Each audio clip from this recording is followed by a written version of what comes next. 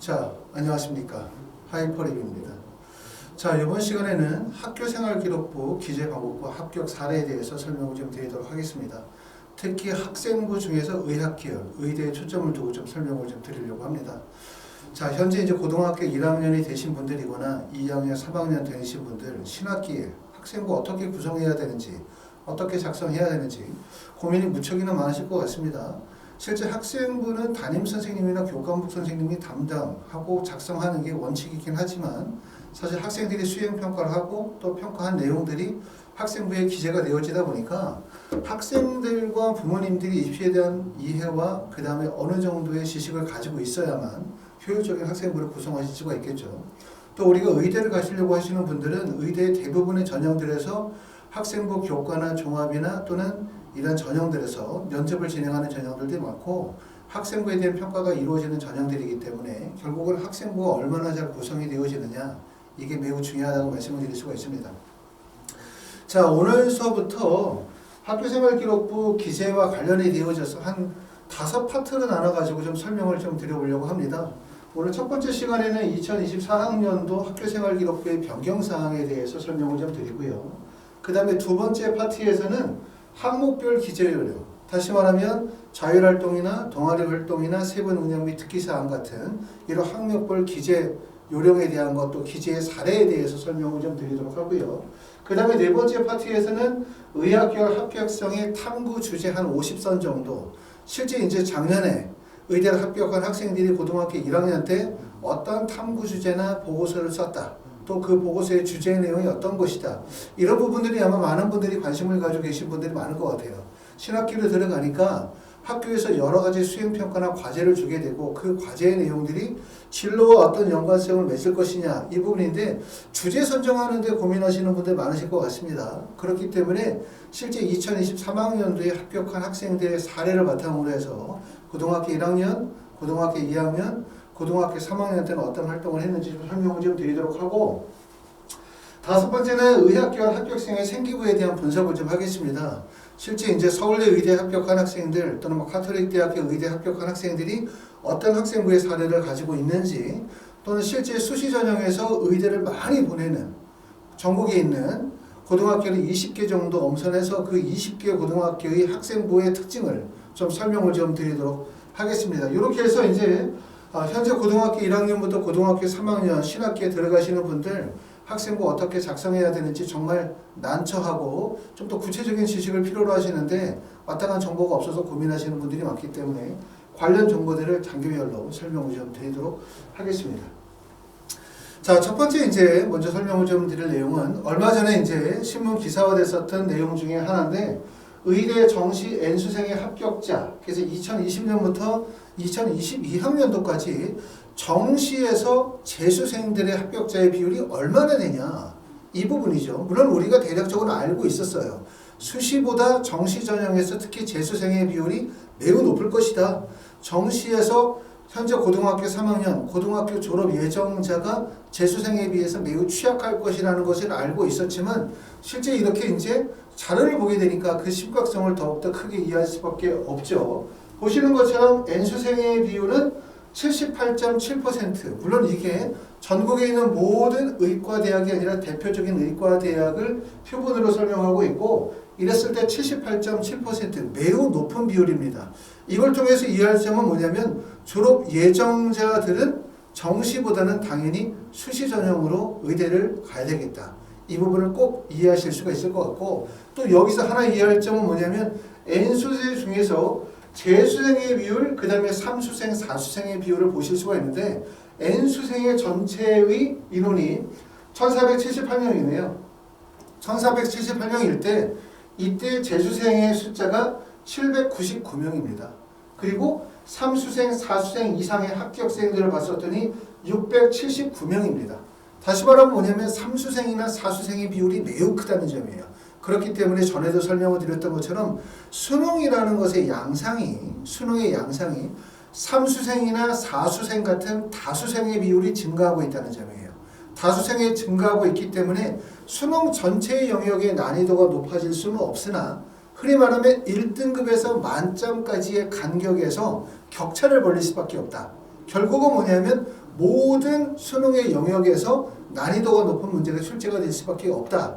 요점이고 결국은 뭐냐면 고등학교 졸업 예정자가 재수생이나 삼수생, 사수생을 뛰어넘기고 어려운 부분이 모든 영역의 난이도가 높은 두세 문제를 공략하기가 매우 어려워요. 그렇죠? 그렇기 때문에 이 표를 통해서 이해할 점은 뭐냐면 재수생들이 당연히 고등학교 졸업 예정자보다 충분히 정시에서는 경쟁력이 있다는 건 알고 있었고, 그러면 현재 고등학교 1학년, 2학년, 3학년이신 학생들은 우리는 수시로 의대 가다 이런 전략을 꼭 세우셔야 되겠다라고 하는 걸 생각해 볼 수 있는 차트였습니다. 자, 두 번째는 또 아시는 것처럼 1등급과 2등급에서 실제 재수생의 비율이 얼마나 되느냐. 이게 이제 고등학교 3학년 학생과 재수생 간의 학력 격차가 점점 벌어지고 있다. 이 점에 대해서 얘기하고 있고, 그 원인으로는 뭐 코로나에 대한 이유도 여러 가지 얘기하고 있으나, 앞서 말씀을 드렸었던 것처럼 의대에 대한 편중 현상들이 커지고 수도권 대학에 대한 쏠림 현상이 커지고 또 정시 비중이 커지게 되어지면서 재수생의 비율은 늘어났는데, 그 재수생 중에서도 상위권 대학이나 의학계열을 희망하는 재수생이 상당히 많아요. 현재 3학년이 돼서 이제 모든 대학이 개학을 했습니다.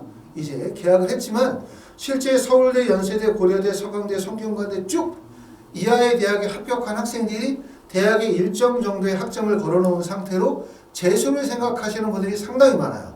반수를 생각하시는 분들이 상당히 많다는 점.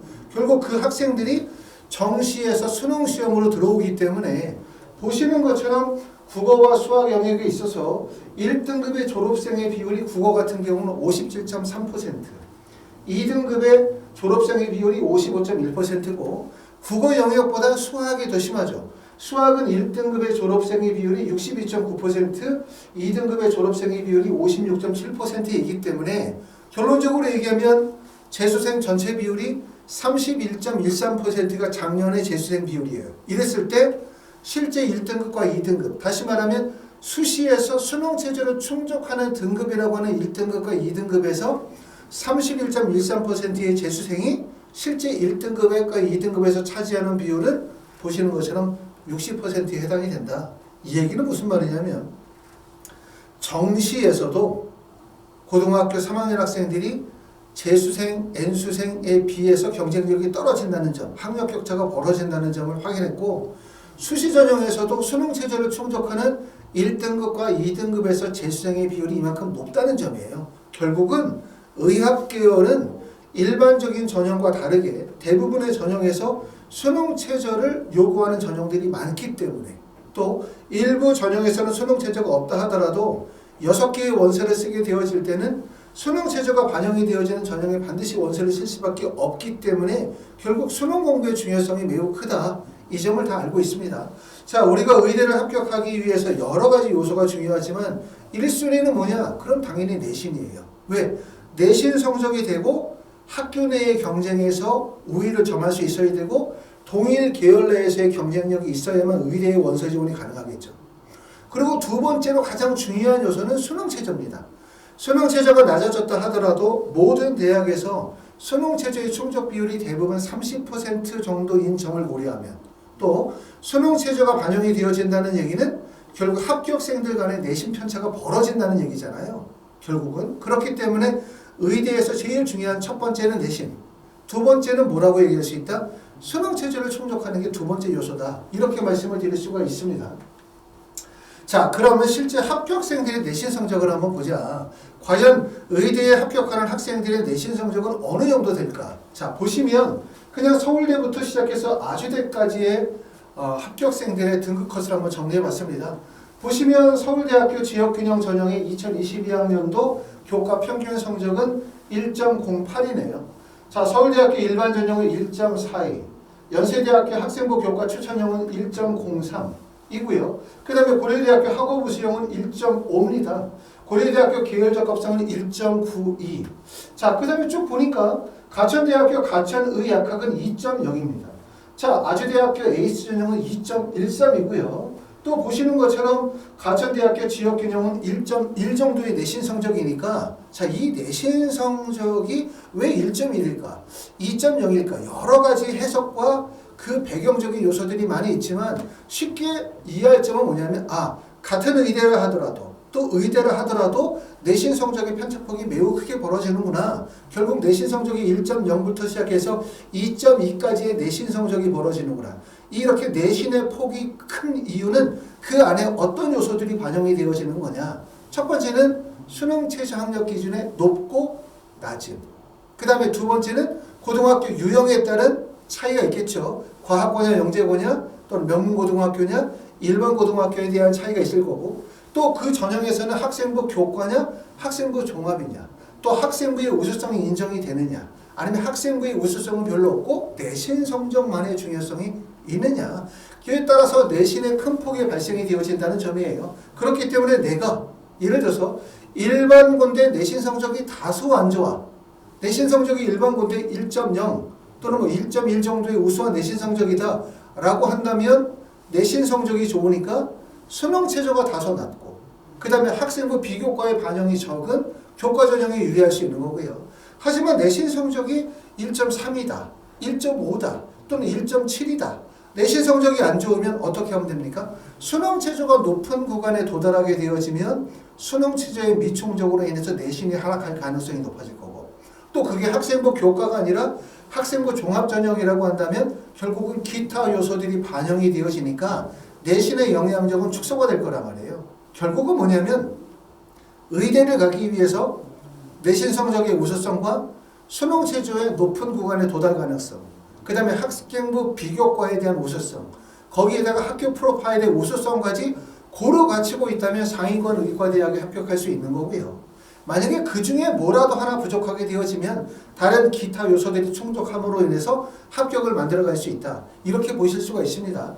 자, 의대와 일반 대학의 내신 차이가 얼마나 되냐. 자, 서울대학교 일반 전형으로 해서 전기정보를 갈 때와 서울대학교 일반 전형이 아니라 또 예를 들어서 고려대학교 학업부 수형으로 해서 의대를 갈 때의 차이가 어떠냐. 그러면 사실 내신 성적의 차이는 크지 않아요. 의대나 일반 대학이나 내신 차이가 크지 않고 단지 의대의 특징은 일반 대학에 비해서 조건이 까다롭다는 거죠.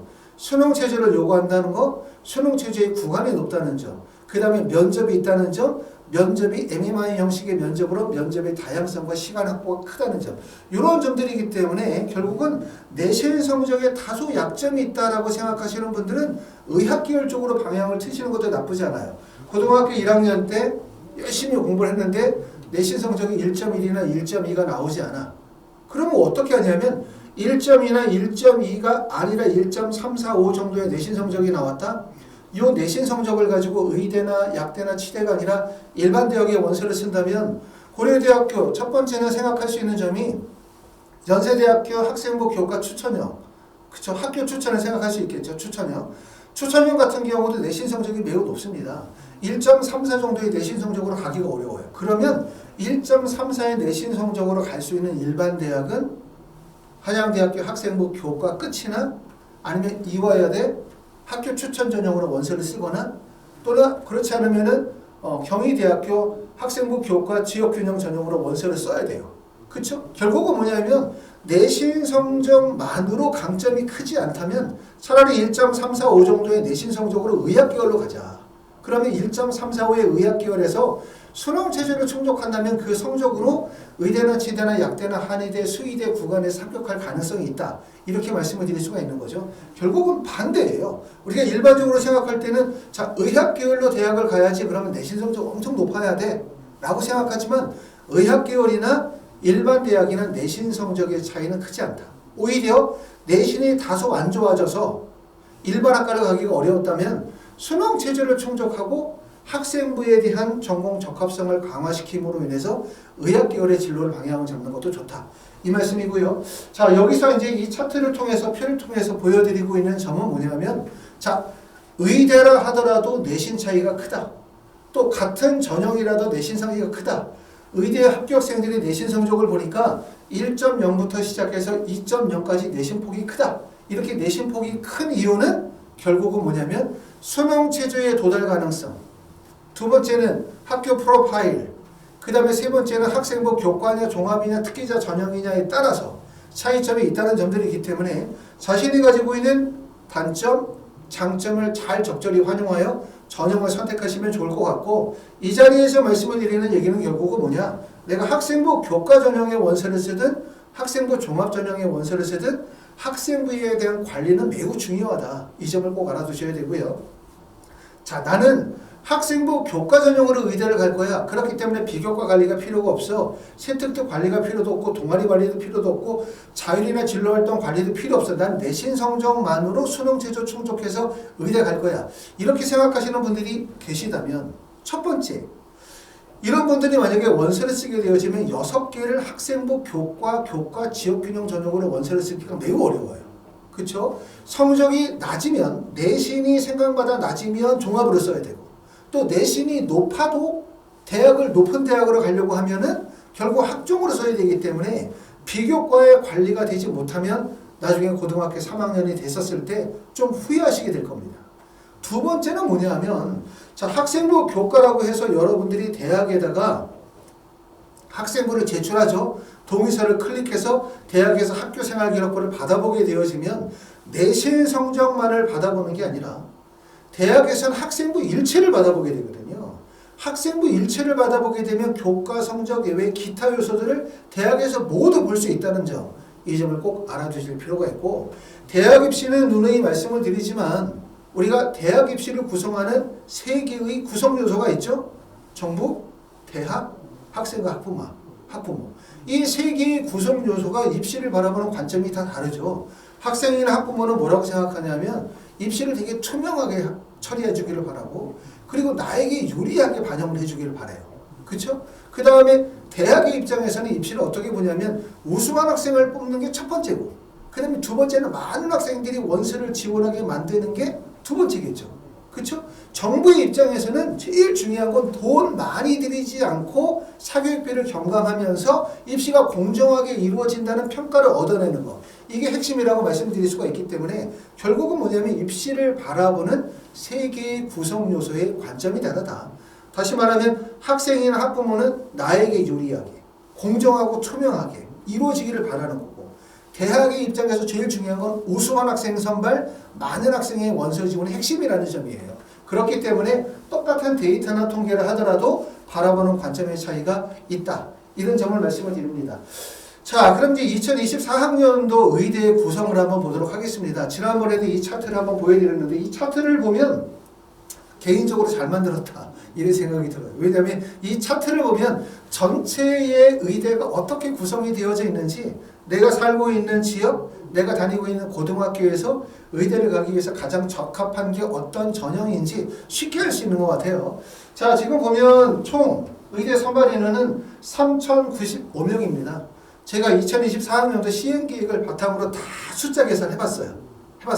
그렇기 때문에 이 인원은 발표하는 기간마다 좀 차이가 있어요. 정원 외 인원을 얼마까지 포함을 시키느냐 뭐 등등등등. 여기에 나와 있는 건 정원 외 모든 인원을 합쳤을 때 3,095명이고 수시에서 선발하는 인원이 1,933명. 여전히 수시에서 선발하는 인원이 많습니다. 정시에서 선발하는 인원은 1,162명이에요. 자, 이 영상을 보시는 분들이 재수생들도 있겠지만 현재 고등학교 3학년, 2학년, 1학년이 분들이라고 대상을 생각하면 여전히 의대를 가기는 수시가 유리하다. 왜? 수시에서 선발하는 인원이 1933명, 정시에 선발하는 인원이 1162명이기 때문에 여전히 수시가 의대를 가기에는 유리하다. 이렇게 생각할 수 있어요. 하지만 이걸 좀 더 쪼개보면은 1933명 이내 실제 내가 지원할 수 있는 대학은 그렇게 많지 않아요.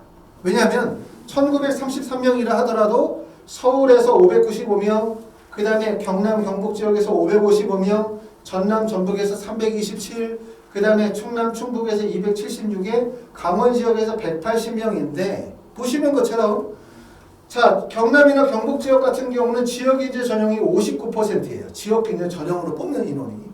그 다음에 전남 전북은 지역인재 전형이 뽑는 인원이 327명이죠. 그러니까 내가 만약에 서울, 경기, 인천 지역에 거주하고 있다면 지역인재 전형에 해당되는 57%, 67%, 지역인재 전형에 해당되는 59%는 나와 관계가 없어요. 그렇죠? 그렇기 때문에 결국은 1933명이라 하더라도 실제 내가 지원할 수 있는 구간은 매우 좁다는 거예요. 그렇죠? 그렇기 때문에 어찌 보면은 사실은 정시가 1162명이라 하더라도 지역인재 전형의 선발 비율이 있다 하더라도 사실은 원서 지원의 보편성은 더 넓죠. 이렇게 보실 수가 있습니다. 이 차트를 통해서 우리가 쉽게 이해하실 점은 지역인재 전형에 해당이 되시는 분들은 1차적인 목표, 지역인재 전형으로 의대 가자. 2차적인 목표, 그러면서 서울, 경기 수도권의 의과대학에 도전하자. 이게 목표이실 거고, 서울, 경기, 인천에 거주하시거나 고등학교를 다니시는 분들은 서울, 경기, 인천에 있는 의대를 가기를 희망하겠죠. 하지만 현실적으로 보시는 것처럼 서울, 경기, 인천은 학생부 종합전형으로 71%, 교과로 13%, 논술로 13%를 선발하는데 이게 사실은 전국의 모든 학생들이 서울, 경기 쪽으로 유입이 이루어지다 보니까 사실 서울, 경기, 인천에 거주하시는 일반고 학생들이 서울, 경기, 인천의 의과대학을 가기가 정말 힘들어요. 그렇기 때문에 철저한 준비를 하셔야 되겠다라는 생각이 듭니다. 자, 의대만 그러냐? 또 보면 치대도 마찬가지죠. 치대는 오히려 지금 보시는 것처럼 모집 인원이 의대에 비해서 상당히 적습니다. 642명, 수시에서 선발한 인원이 373명, 전시에서 269명인데 달라지는 점은 뭐냐면 치대는 서울에 있는 치대가 3개밖에 없어요. 서울대학교, 그 다음에 연세대학교, 경희대학교 셋밖에 없고 그렇기 때문에 오히려 전남, 전북 지역 152명의 선발 인원이 더 많다는 점이에요. 그렇기 때문에 결론적으로 얘기하면 지역인재 전형의 선발 비율이 많은 63%인 전남, 전북 지역, 그 다음에 경남, 경북 지역은 결국 지역인재 전형이 73% 이상 되기 때문에 지역인재 전형이 유리하다 이렇게 말씀을 드릴 수 있습니다. 자, 얼마 전에 유튜브에 댓글 올려주신 분이 이런 말씀을 하신 적이 있어요. 지역인재 전형의 의과대학의 선발 비율이 확대가 되어지니까 지역인재 전형의 학생들에게 유리하다. 불공정한 거 아니냐. 맞습니다. 불공정하지만 이런 불공정함을 유지해야 되는 이유가 있겠죠. 그만큼 사회적 문제가 심각하기 때문에 지역인재 전형의 비율을 높여서라도 지역을 활성화시키기 위한 목적인데 또 하나의 문제는 그러면서 이런 말씀하셨어요. 아, 그러면 서울 수도권의 지역인재 전형의 학생들이 원서를 쓰지 못하도록 해야 되지 않냐 라고 말씀하시는 분들도 계셨어요. 그것도 사실은 맞는 얘기이기도 해요. 그러다 보니까 실제 지역인재 전형에 해당이 되시는 분들이 서울 수도권의 원서를 썼었을 때 그만큼 합격이 불리해지고 있는 것도 맞아요. 결국은 뭐냐면 지역인재 전형의 비율이 높아지고 지역인재 선발 인원이 커짐에 따라서 결국 서울 수도권의 의과대학에서 지역인재 전형에 해당되시는 분들이 원서를 쓰는 것들을 어떻게 하고 있다? 뭐 제한하고 있다라고 볼 수는 없지만 그만큼 예전보다 지역인재 전형에 해당되시는 분들이 서울 수도권의 의과대학에 원서를 썼을 때 합격률이 전에 비해서 낮아지고 있다는 점. 결국은 지방과 그 다음에 서울, 경기, 인천 간의 의과대 간의 격차가 벌어지고 있다. 이런 점들을 하나의 현상으로 이해하실 수가 있고 그분이 지적하셨던 부분도 구체적인 데이터는 없지만 실제 입시 흐름에서는 그런 현상들이 나타나고 있어요. 결국 지방과 서울 간의 격차가 벌어지게 됨에 따라서 지역인재의 원서를 쓰시면서 서울 수도권의 메이저 의과대학에 도전하시는 분들이 합격률이 낮아지고 있다는 점, 요 점도 현상이기 때문에 주의하셔가지고 잘 준비하셔야 될 것 같습니다.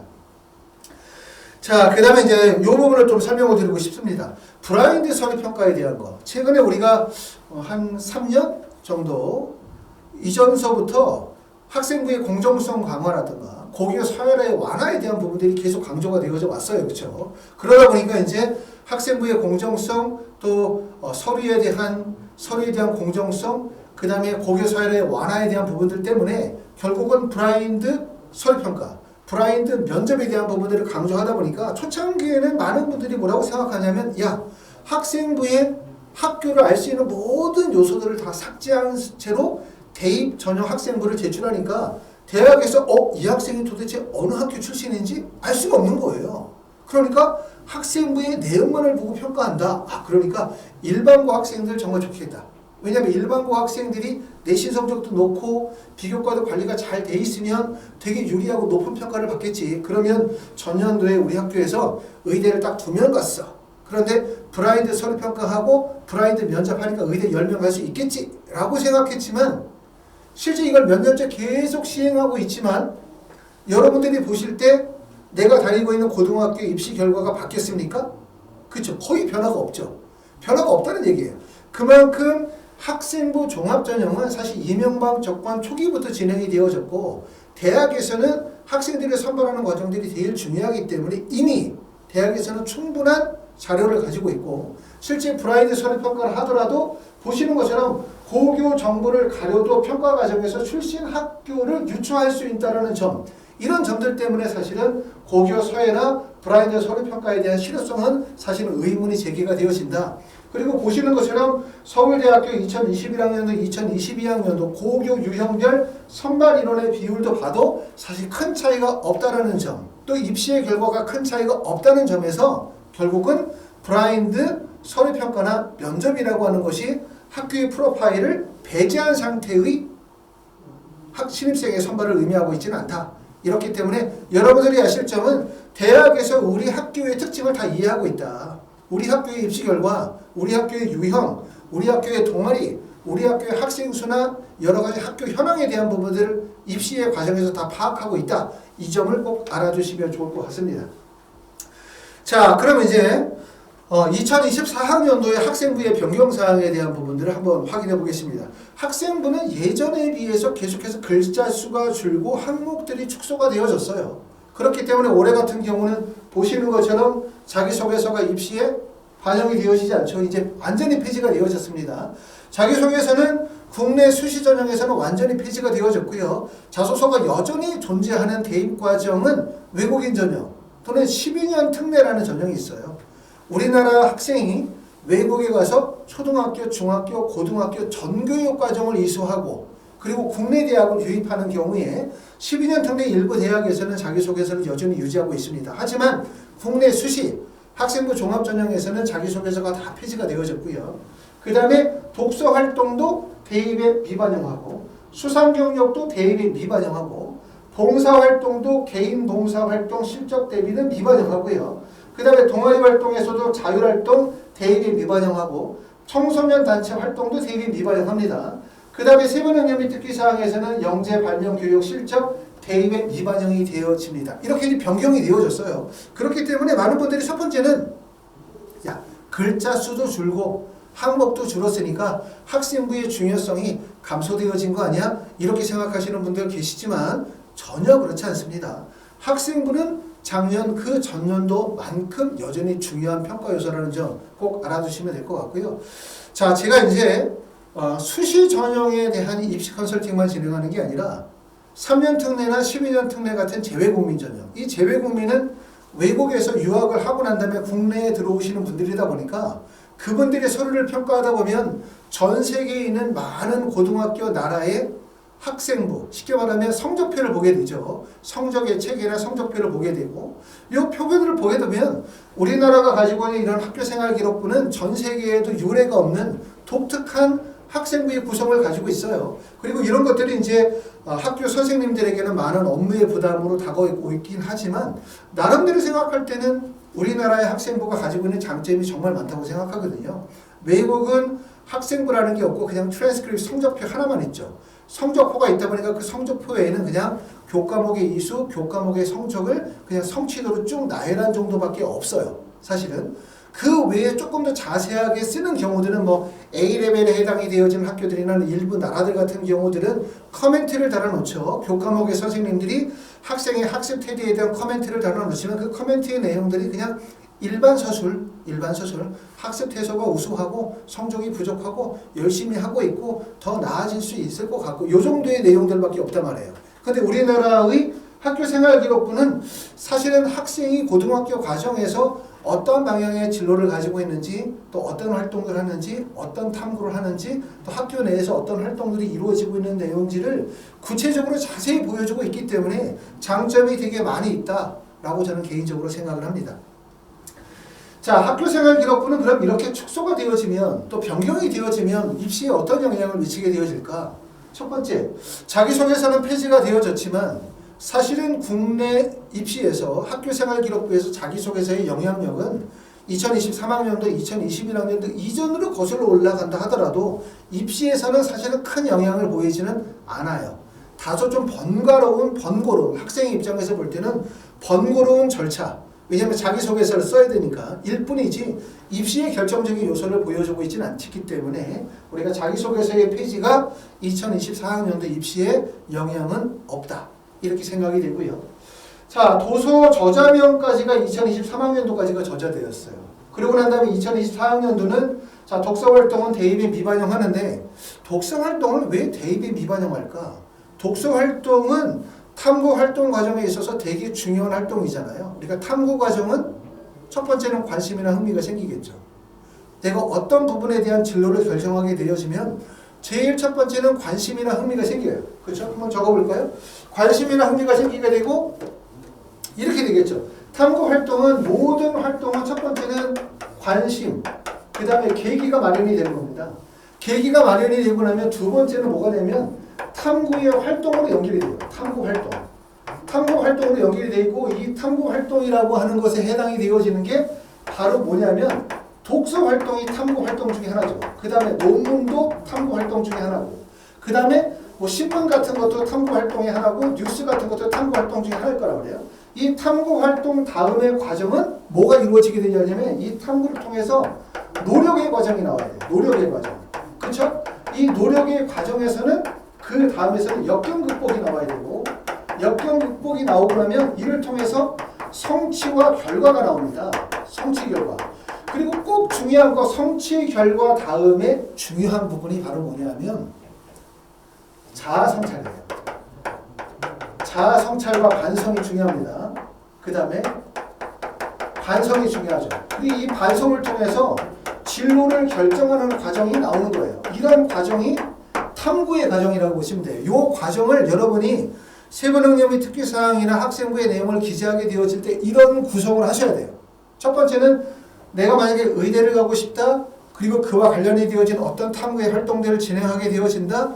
그러면 첫 번째는 관심이나 계기가 나오게 되고 두 번째 이런 관심과 계기를 통해서 뭘 하게 되냐면 탐구 활동을 진행하게 되고 이 탐구를 활동을 하게 되어질 때 많은 학생들이 기재하는 게 독서 활동이에요. 그렇죠? 그런데 독서가 대입에 미반영이 되어지니까 아 이제 독서 활동을 완전히 쉴 수가 없구나. 독서 활동 필요 없구나 이렇게 생각하시는 분들은 안 계시겠죠. 당연히 이 독서 활동은 독서 활동이라는 항목이 없어질 뿐 독서 관련된 내용은 동아리 활동에도 기재할 수 있고 자율이나 진로 활동에도 기재할 수 있고 세부 능력 및 특기사항에도 기재할 수 있는 내용으로 탐구와 관련된 되게 중요한 내용이라는 점, 그 점이 되게 중요합니다. 자, 이와 같은 글의 순서를 쓰셔야 되고 독서, 논문, 신문을 통해서 탐구 과정이 나오고 탐구 과정에서는 반드시 역경 극복 과정이에요. 역경 극복이라는 게 뭐 누구하고 싸워서 갈등을 해소하는 과정이라는 게 아니라 탐구의 과정에 있어서 학업이나 학술의 과정에 있어서 부딪히는 장벽이 있겠죠. 지식적인 부분에서. 그 지식적인 부분의 한계를 뛰어넘기 위한 또 탐구의 과정이 나와야 될 거고 이런 탐구를 통해서 성취 결과가 나오고 그러고 난 다음에 제일 중요한 부분들은 자아 성찰과 반성이라고 저는 되게 중요하게 생각합니다. 학생부에 반드시 저는 뭘 해서 뭐를 했고 그래서 성취했습니다. 훌륭합니다. 저는 뛰어납니다. 저는 잘했습니다. 이런 내용들보다는 내가 어떤 계기로 어떤 활동을 해서 탐구를 했는데 이 탐구의 과정을 되돌아보니 아 이러한 부분이 부족했다. 이러한 부분을 생각하지 못했다. 다음번에는 이런 부분들을 수정해야 되겠다라고 하는 계획을 세웠다. 이런 걸 써야 되거든요. 결국은 이런 것들이 자아성찰과 반성이라는 것이 결국은 발전 가능성을 의미하고 있다. 이렇게 보기 때문에 이런 부분들 꼭 강조해주고 싶고 그 다음에 여기서 특히 중요한 부분들은 관심과 계기에 대한 부분이 되게 중요해요. 이게 나중에도 제가 말씀을 드리겠지만 이게 결국은 학습의 출처인데 학습의 출처에 대한 신뢰성을 갖는 게 되게 중요하다. 그래서 많은 학생들이 학생부를 쓸 때 자율탐구 중심으로 글을 쓰다 보면은 동기나 계기가 교과와 관련이 없는 엉뚱한 데서 출처가 나오는 거죠. 신문을 보고 혼자 관심이 있어서 이런 거 하면 절대는 안 되고 결국은 관심과 출처는 교과 과정 내에서 학교 활동 내에서 출처가 언급이 되어져야만 활동의 신뢰성을 갖는다. 이런 점은 제가 다음번에 자세하게 한번 설명을 드리겠습니다. 결국은 자기소개서가 페이지가 되어졌다고 해서 입시에 어떤 영향을 미치지 않는다. 독서 활동은 대입이 미반영이 되어지지만 여전히 자율이나 진로활동, 세부능력 및 특기사항, 동아리 활동 등에서 언급할 수 있는 탐구 과정의 핵심 요소다. 자, 수상경력은 대입에 미반영한다. 수상경력이 대입에 미반영하는 이유는 첫 번째, 예전에 수상이 너무나 많아요. 학교들마다. 과장되어 있는 수상들이 너무나 많죠. 어떤 학교는 한 학년에 기재될 수 있는 수상이 5개밖에 안 돼. 근데 어떤 학교는 수상이 한 20개 되는 학교들도 있죠. 과대포장하는 경우들이 많으니까 없애야 되는 이유가 있었던 거고. 두 번째는 수상 경력들 중에서 학원 능력과 연관되어지는 것은 교과 성적과 겹치기 때문에 사실 수상의 의미가 없어요. 그렇기 때문에 수상 경력이 없어진다 하더라도 사실은 대입에 큰 영향을 미치지 못한다. 이렇게 보실 수가 있고, 그 다음에 봉사활동도 마찬가지죠. 과다 기재되는 경향들이 상당히 많아요. 어떤 학교들 같은 경우는 2시간 봉사활동했는데 10시간으로 적어주는 경우도 있고, 또 교과 외의 봉사활동들을 본인의 진로와 연관시키기 위해서, 또는 부모의 직업이나 부모의 역량에 따라서 학교 외의 봉사활동들을 기재하는 경우들도 많죠. 내가 뭐 서울대학교 병원에서 봉사활동을 했다, 이런 거. 요즘에는 그런 게 현실적으로 어렵다고 하더라고요. 얼마 전에 상담하셨던 분들 중에 한 분이 서울대 의대 교수신 분이 계셨는데 말씀하시기를, 요즘에는 그런 대학 내에서 봉사활동도 그냥 이렇게 신청해서 되는 게 아니라 정확하게 추첨에 의해서 선별을 통해서 하기 때문에 예전 같지 않다, 이렇게 말씀하셨어요. 예전에는 그런 경향들이 많았죠. 아버님의 직업이나 부모님의 영향에 따라서 교외 봉사활동들을 하거나 과다 기재하는 경우들이 많았기 때문에 이런 건 다 결국은 대입의 공정성을 강화하기 위한 조치다, 이렇게 보실 수가 있고, 여기 나와 있는 자율이나 진로활동도 마찬가지죠. 여기도 대입의 공정성을 강화하기 위한 거고, 영지발명이나 마찬가지예요. 다 모든 요소가. 그렇기 때문에 이렇게 학생부가 기재가 되어져 있는 모든 내용의 핵심은 바로 뭐냐면 학생부에 대한 신뢰성과 객관성을 확보하기 위한 목적이다. 객관성을 확보하기 위한 이런 목적이 결국은 학생부의 변경의 핵심이라고 말씀을 드릴 수가 있죠. 그러면 우리는 어떻게 써야 돼? 이런데도 우리는 막 과장되게 쓰고 허위 사실 기재하고 믿지 못할 내용 쓰고 이러면 되는 거 아니죠. 결국은 뭐냐면 학생부의 방향이 이렇게 가고 있다는 얘기는 우리가 학생부를 작성하게 되어질 때 어떤 점이 중요하다? 결국은 신뢰성과 객관성을 유지하는 것이 중요하다. 그러니까 결국 학생부를 작성할 때 정말 요령이 필요해요. 그런데 학생부를 작성하는 주체가 담임 선생님이나 교과목 선생님이나 학생들이 많이 쓰죠. 근데 학생들이 입시를 몰라요. 학부모님도 입시를 잘 몰라요. 그리고 선생님들이 알아서 해주겠지라고 쓰다 보니까 결국 나중에 학생부를 가지고 대학을 가려고 보면 학생부가 잘못 기재가 되어져 있는 경우들이 많습니다. 그렇기 때문에 꼭 말씀을 드리면 3월 요 정도 시기에 학생부가 나왔다면 꼭 반드시 컨설팅을 받고 지난 학년도에 기재가 되어진 학생부의 문제점이 뭔지, 앞으로 어떻게 수정 보완을 해야 될지 방향을 정확하게 잡는 게 좋다. 수시는 결과 중심의 입시가 아니라 과정 중심의 입시다. 지금 이 순간 과정을 체크하지 못하면 나중에 되돌릴 수 없다. 이 점을 말씀을 드립니다. 자, 2024학년도에 학생부의 종합적인 평가가 바뀌었어요. 이거는 이제 중앙대학교 학생부 종합전형 평가 요소에 대한 부분인데, 이건 중앙대학교뿐만 아니라 모든 대학들이 학생부의 평가 요소가 바뀌었죠. 요소가 바뀐 이유는 바로 뭐 때문이냐면 2024학년도 가면서 학생부가 전체적으로 개편이 이루어졌기 때문에 이렇게 바뀌었죠. 자, 내용을 읽어보면 평가 요소는 모든 학교생활기록부 전형에서 공통으로 활용되어지며 전형별 인재상에 따라 평가 요소별 반영 비율을 서로 다르게 부여하며 이를 토대로 어느 전형이 자신에게 적합한지를 선택할 수 있다. 이렇게 말씀을 드렸고요. 당연히 세 개의 평가 요소에서 반영 비율이 가장 높은 것은 첫 번째는 학업 역량이겠죠. 학업 역량은 학업 성취도. 학업 성취도라고 하면은 교과 성적이겠네요. 그렇죠? 학업 성취도, 학업에 대한 탐구력. 탐구력이라면 동아리 활동이나 자율이나 진로 활동 세특에서도 여러 가지 진로와 관련이 되어진 탐구력을 보여줄 수가 있습니다. 학업 역량. 두 번째는 진로 역량입니다.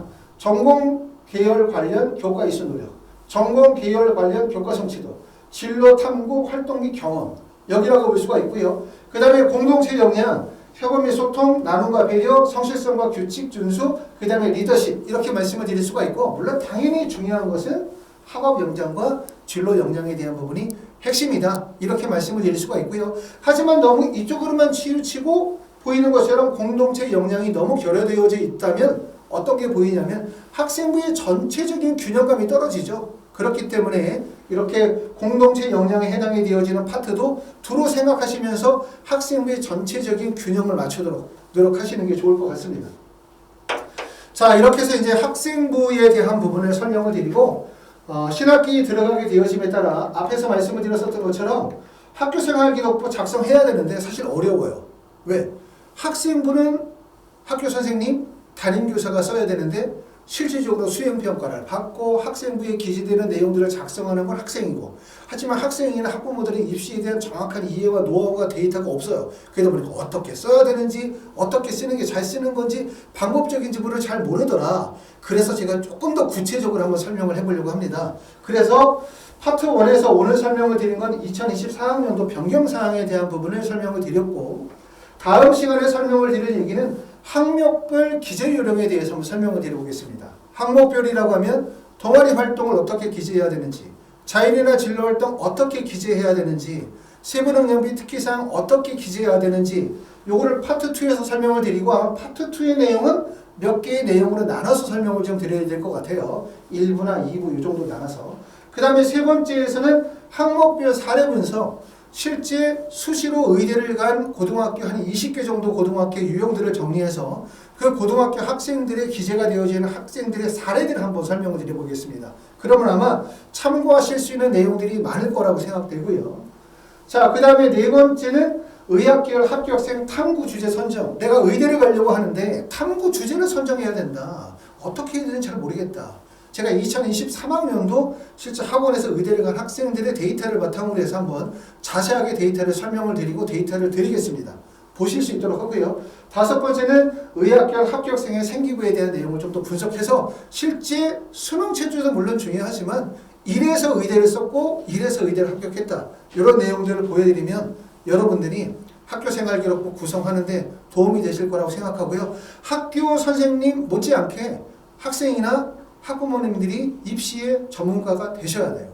특히 학교생활기록부를 바탕으로 해서 고등학교 3학년 때 학생부 교과나 종합으로 의대를 가려고 한다면, 그렇죠? 그렇기 때문에 그와 관련된 깊이 있는 지식들을 갖추셔야 될 거라고 생각하고, 하이프리뷰에서 작년에 진행했었던 컨설팅, 작년에 진행했던 면접, 작년에 합격했었던 많은 학생들의 사례를 공개하겠습니다. 그래서 여러분들이 충분히 정보 제공을 받고 방향을 잡으실 수 있도록 도움을 드리고자 합니다. 여기까지 하이퍼리뷰 학원이었습니다. 감사합니다.